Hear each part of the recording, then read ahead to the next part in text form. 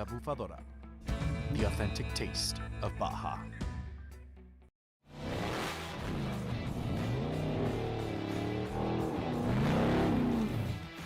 Stacy Clark here, owner and general manager of Unlimited RV. As racers, we know how important time is.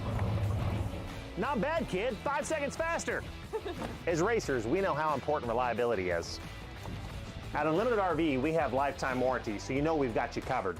At Unlimited RV, we offer nationwide free shipping, so you don't have to waste your time getting into the RV or motorhome for your next big adventure. At Baja Designs, we have lights for all on- and off-road enthusiasts. For 30 years, we have been lighting up the night.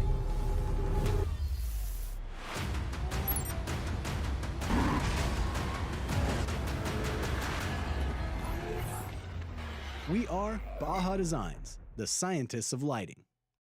Your winter savings start now at 4 Wheel Parts with deals on tires, wheels, and accessories for your rig.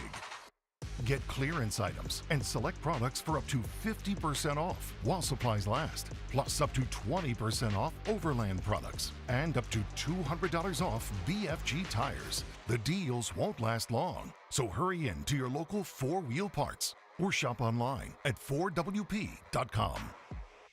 Your locally owned Bill Alexander Ford has the vehicles you want. F-Series, Bronco, Expedition, Edge, Explorer, Escape, and Ranger. And try our mobile service for light maintenance. We will come to you. For a difference you can count on, visit us in person or go to BillAlexanderFord.com.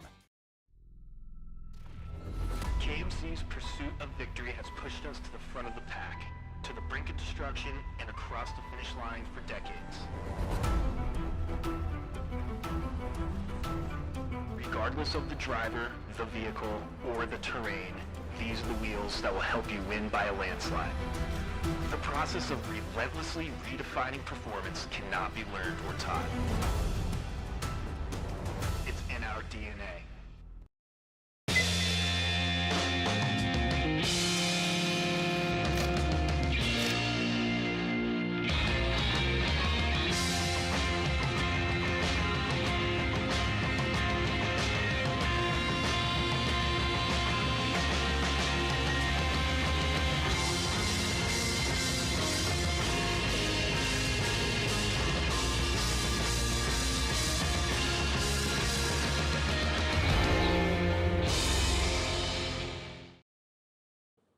All right, everybody, welcome back. We are here once again with your latest Fishgistics update here during the Score Baja 1000 2020 edition. We have 828 miles to cover today, and we are going to show you what's going on right now. We are a little bit more than halfway through for the bikes, and the cars are doing the San Felipe loop right now, and we got some action to show you guys. So let's bring up the tracker here. So we have a little bit of issues with the number 7 tracker all day. So this location on the 7 is not correct. You can see it hasn't updated in 16 minutes. The number 7 is still in the lead. However, we are hearing that they may have to stop at their next pit to work on the truck. So the number 7 is still in the lead right now, but we don't know for how long. As we heard, they might be stopping at the next pit to work on the truck. That means that the number 23 could possibly get around them in the pit and be first on the road. We're not there yet. As of right now, the 7 is still in front of the 23, and the 23, Dan McMillan with Josh Daniel driving right now, is running in second. In third place right now, we have Cameron Steele. His tracker hasn't updated in 6 minutes, but trust me, he's in third place. He's going to be right up here again when it updates. In fourth place, we have the 83 Luke McMillan entry with Rob McCachran in the truck. Rob McCachran lost a drive shaft a little while ago. They had to change the rear drive shaft, so they got out of the car, pulled the spare off, put the new one on, and they got going again. They lost, it looked like about 10 minutes, give or take. So pretty quick drive shaft change there for the 83, so props to them on getting it going again. They are kind of catching back up to everybody, it looks like, too. So don't count out the 83. They're still coming. So it's going to be interesting to see what happens to the 7 in a little while when we get when they get to the next pit. So we'll wait and see what happens there. So behind the 16, we have, behind the 83, we have the 43 of Larry Rossler. Once again, he is soloing this race. Larry is driving all day, and he's looking pretty good right now, honestly. Question is, how long can he look good for driving the whole thing. Is he going to get tired? You got to go all night now. You know, these other guys, they're about ready to get out of the truck if they haven't already and put in a fresh driver. But we got Larry here. He started this morning and he's going the whole way. He does not have a fresh driver. He's as fresh as he's going to get all day. So the 43, Larry Rossler, having a good run so far. Same thing with the Tim Herbst. He's having a great run in the 19. Tim is driving right now, and he's going to drive to mile 480, where Pat Dean is going to jump in the 19, but not till 480. So he still has 180 miles to go before Pat Dean is going to get in there. So that's what's going on there. Then down on the bottom, we have Brock Dickerson, who the 34. Brock Dickerson, he started. He is going to go to mile 410, and Abdali Lopez is going to jump in. So remember, Abdali Lopez has won the Baja 1000 before, so we got a Baja 1000 winner going to jump in the 34 once they get over to mile 410. So once again, another really fast driver going to get in a truck and be fresh towards the end. Right behind him, we have the 85, Mikey Lawrence. They had to stop earlier and change a power steering pump, so they've already been down for a little bit. This is a pretty good spot to be right here, even after having changed the power steering pump in the pit. So good effort by the 85 so far. And once again, that is Mikey. He's going to drive that all the way to 475, and then Dustin Grabowski is going to get in there and take over. Super fast spec driver. Let's see how he does in a trophy truck in Baja 1000. I believe this is his first trophy truck race. I could be wrong, but I think it might be.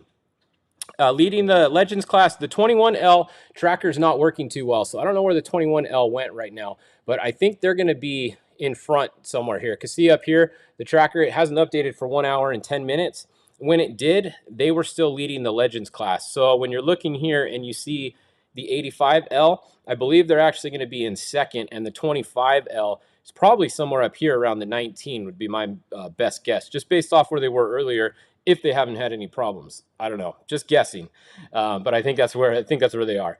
I'd put money on it. The 26, Dave Taylor, having a good run also. So we have Dave Taylor is driving the number 26 to mile 450. And then Dave Taylor is going to jump out, and Ryan Pullman is going to get in and drive the 26 later today. So that is the driver lineup for the 26. Behind them, stuck with a couple bikes updates here. This is going to be your lead one car right now, one of the Wilson entries, the 138, Kyle Quinn. That is your first place Class 1 car right now. Behind them, we have Christopher Polvardi. So him and the 204 and the 138 Wilson, they've pretty much been sticking together all day. Like the gap is the last few hours that I've done an update, the gap has been right there. So neither one of them is really gaining much on each other. The 204 is not really gaining on the 138. They're kind of going about the same speed. So you have a spec truck versus a Class 1 car there. Kind of cool. Then we have the 264, another one of the Herbst entries. This is Pierce Herbst, one of the other kids. It's pretty cool to see the Herbsts. You know, they've been racing in Baja forever, and now their kids are racing. So it's pretty cool, and they're all racing in Herbst-built trucks, of course. So the 264, your second place in the spec class right now, running in second. Coming back up a little bit, we have Bobby Picoy, 219. So Christian Serapis and Caden McCachran is actually driving this car right now. So the 219 is going to be Caden McCachran, and he is going to drive all the way to mile 395. So this is still Caden in there. He's only at 250. So he's going to go all the way to 395, and then Christian is going to get in, Christian Serapis, and he will take it to the finish. So good day for them so far. Justin Davis, 233 right there. The Coastal Truck Kiger entry is right there. Dallas Luttrell, the 87. This is actually a cool truck. You're going to see these guys hopefully at the finish line. And you know who's going to be in this truck at the finish? The other Larry, the other LR, Larry Ragland, is going to get in this truck and do the last 200 miles. So really cool. He's 80 years old. The oldest person in this field, I'm pretty sure, in anything, and he's going to be driving the last 200 miles in this truck. So Larry Ragland, we're going to watch for him to get in there later. As long as this truck makes it to him. They got to make it to the last 200 miles, and then Larry Ragland's going to jump in there. Let's see, Damon Jeffries, another Class 1 car, so that's going to be second in that class. Let's go. Let's hop over real quick and look at the bikes, because they're out at the coast now. So we have a couple bikes, one bike at the coast. You can see we have the 7X Mark Samuels. They've been leading pretty much most of the day once the 10X broke earlier. And then the 3X, okay, see there's a little bit of a gap now. Or last hour when we checked, this gap was a little bit smaller. So the 7X has put a little bit of time on the 3X. So the 3X is going to be second place right now in the Pro Moto division. So that is your overall leader right now. As far as on the course, the 7X is your farthest car on the course, almost to mile 600. So they have just over 230 miles to go. And then the 7X will be your first bike at the finish, or will it be the 3X? We'll have to wait and see, right? One of those two guys is my bet, though. Then coming back to look for the lead quad, we've been checking on these guys and their good battle. So we have the 31A is showing as your lead quad, and then the 103A. Every time we look, they're only a couple miles apart. So pretty cool race going on in the quads. Got a good race going on in the bikes. These guys are right up by Mike's Sky Ranch. This is the road up to Mike's Sky Ranch, super fast. So they're on their way, headed up there. They actually might almost be there. I think it's right around here, actually. So they're almost to Mike's Sky Ranch, the lead quad. And you can see there's a lot of other quads going on here. We've been checking on the Pro Moto Ironman because these guys are doing the whole race themselves on a bike. These guys are nuts. The leader is going to be the 750X right here. It was same leader as last time. So we got the 750X, Brandon Wright. And then we have the 739, Aaron Richardson is at 0 miles an hour there. It might be a pit. And then we have the 715, the 785, and the 775. So that is your lead Pro Moto Ironman. Doing the whole thing. They started on the bike. They're going to ride the whole way. They're doing everything all themselves. So those guys are, I don't know, they're pretty crazy. We'll see. We'll see how many of them finish. I think 20 of them started. We had 20 trackers at least. So it'll be interesting to see how many of those guys make it to the finish. Let's go look at some of the UTV classes for you guys. So the Pro UTV Forced Induction. This is the turbo class. Has the most entries out of any UTV class of this race. Austin Weiland, he's been out front all day. We said he had a really big gap earlier, and he still does. He has a pretty big gap here. He's at mile 211. The next guy's at 196. So his gap closed a little bit. Remember, he had almost 20-mile lead last time? Maybe he heard us talking about his 20-mile lead, and he slowed down a little bit just to save the car because these guys gained a little bit on him. So he's probably driving a little bit smarter now that he realized how big of a lead he's got. In third place, we got Austin Jones. So this is pretty cool right here. Austin Jones, for those of you guys who don't know, he won the Dakar Rally before, and this is his actual Dakar race car that they're racing over here. So this is his Dakar car. They come over here, they do testing, they do a lot of stuff with the South Racing guys, and Austin Jones is out here racing, and he's doing really good. He's in third place right now, just behind Justin Lambert. And remember, none of this race doesn't go on physical position. This race goes on time. So it goes on when you start. So just because somebody beats you to the finish line doesn't mean that they beat you, because you may have started behind them and you actually did the race faster than they did. So you always got to keep that in mind. Just because Austin Weiland is out front right here, he might not be winning. Because I'm pretty sure he started out front, and Austin Jones, he did not start in third. He started a ways back. So on time, he could actually be winning right now. You have to always do the calculations and know when you started and what the gap was to the guy in front of you. Very important to keep up. And your race team has to keep that up for you too, your chase team. Austin Weiland's team has to be keeping an eye on Austin Jones back here and letting him know if he's actually beating him or not on corrected time. So a lot of strategy goes into to doing a race like this. That's why when you win a Baja 1000, it's such a huge deal, because you really earned it, you know. So definitely cool to see all these guys having good runs so far. The naturally aspirated class, we haven't checked on them yet, so let's go look at them. We have 1995. That is Caden Wells. He's the guy to beat in this class. He wins all the time in this class. Caden Wells is out front, currently winning. You have Zach Seislov. Shouldn't say currently winning, because Zach might be beating him on time. We have Zach Seislov in second. So that is a Polaris out front. And then we have a Honda, one of the Jeff Proctor Honda team entries here in second.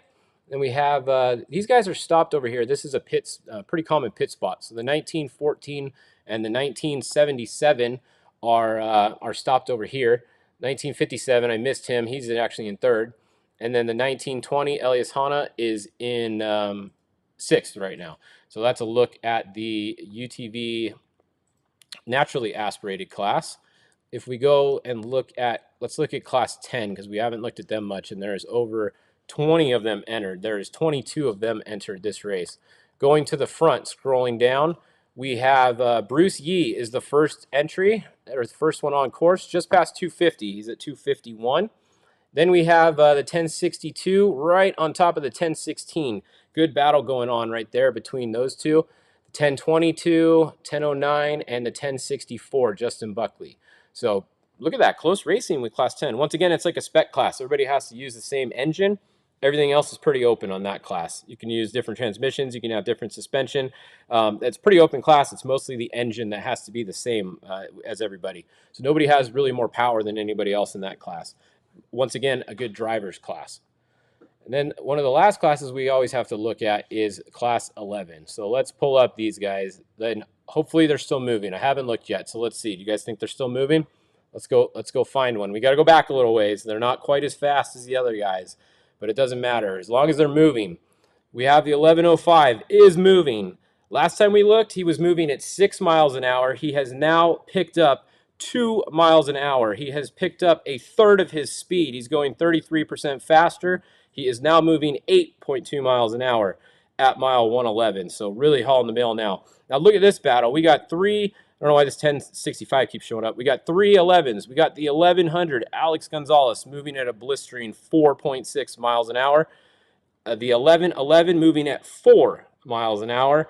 And the 1106 is really moving at 11.2. So we got some great battles going on in Class 11 here.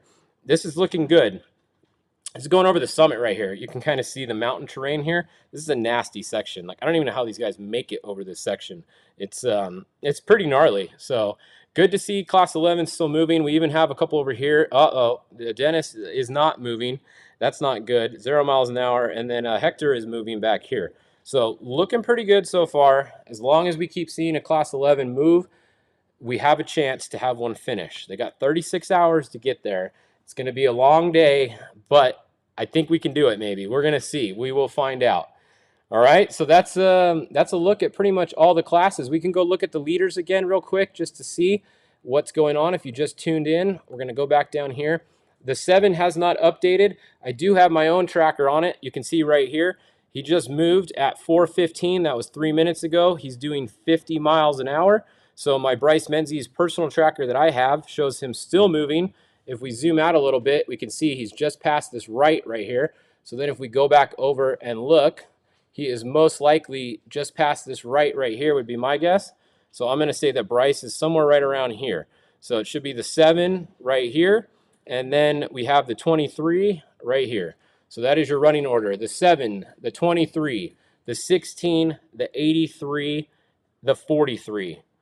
That is your current running order. On the Baja 1000, we are approximately 300 miles in, and we're going to be here all night, almost 350 miles in. We got a long way to go, guys. So we'll be back. I'm going to go get some more information for you guys. Over here, there's a bunch of pits right here. A bunch of people are pitting right here. So I'm going to try to get split times for you guys. Next hour update, I'll have some split times for you. But watch for a bunch of cars to go to 0 miles an hour right here, because that's where a bunch of these guys are pitting. So when you see them go to 0, that's a planned pit right there. The question is, how long is the 7 going to be in the pit right there? That's what we're going to watch. So keep an eye on that. We'll set a stopwatch and see what happens, all right? Thanks for tuning in, guys. I'll be back here on Fishgistics with your guys' next updates at 5 o'clock. So come back then, and we'll see you at 5 o'clock. Thanks once again.